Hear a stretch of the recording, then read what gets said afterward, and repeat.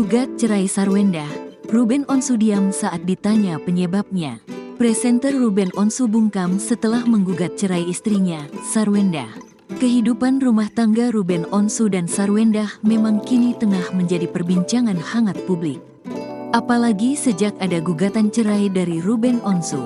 Padahal selama ini, pernikahan Sarwendah dan Ruben adem ayem saja.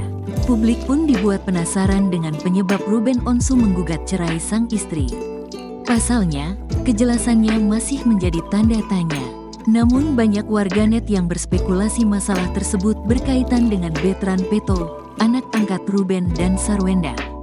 Sayangnya, Ruben Onsu pun hingga kini masih tak mau berkomentar mengenai gugatan cerainya.